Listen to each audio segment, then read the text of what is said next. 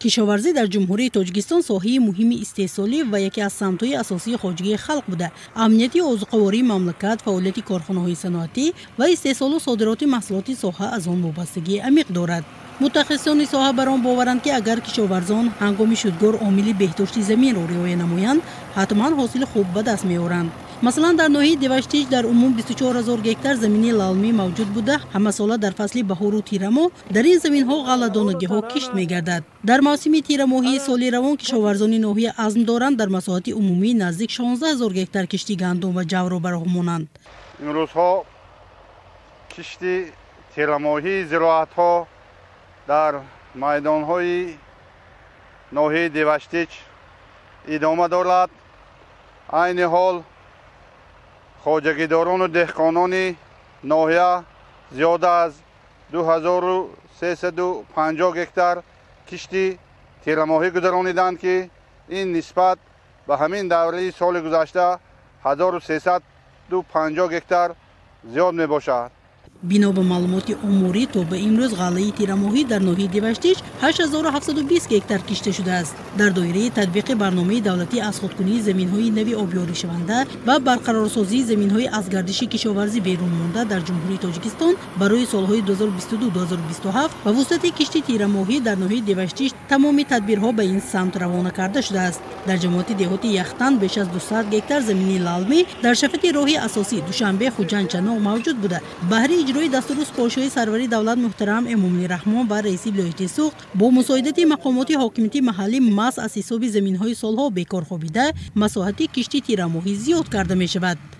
امروز در حدود ناحیه دیوشتیج یعنی جماعت دهاتی یختن در دو طرف راه دوشنبه خوجند کشتی تیرماهی با مرام ادامه دارد. ما کشاورزان ناحیه دیوشتیج جماعت دهاتی یختن کوشش میکنیم که از باد و هوای مساعد استفاده برده سری وقت و در مدت‌های کوتاه‌ترین کشتی تیرماهی را با مرام به سامان رسانیم.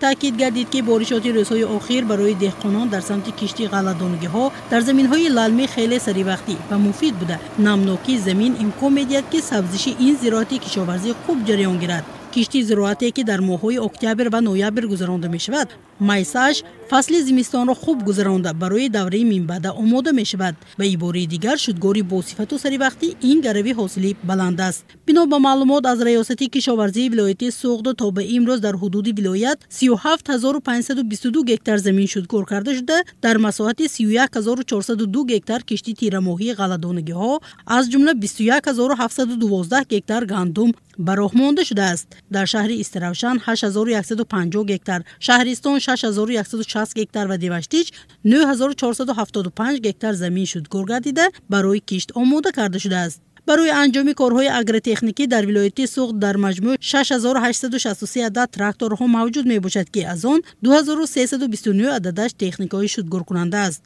تعداد تراکتورهای تسمه چرخ باشد 455 عدد را تشکیل می‌دهد که از آن 230 عددش آماده کار است. طبق توصیه عالمان باید در وقت گذراندن شودگار از تراکتورهای تسمه چرخ بیشتر استفاده برد، زیرا با استفاده از آن زمین خوب نرم و شودگار با صفت انجام می‌یابد. اجرای تمامی طلبات دوره تیرماه زمستان از قبیل شودگاری زمین، واردسازی نوره‌های مینرالی و پاروهای محلی یا خوابمانی، آماده‌سازی زمین‌ها برای کشتی سال آینده مهم به حساب رفته باعث بلند برداشتن حاصل می‌گردد. با تکیه به دستور پادشاهی اساسگذار صلح و وحدت ملی پیشوای ملت، پرزیدنت جمهوری تاجیکستان محترم امام رحمان جهت انجام کارهای اگرتکنیکی و استحصال هرچی بیشتری محصولات کشاورزی در ولایت سوخت تدبیرها وسعت می‌یابند.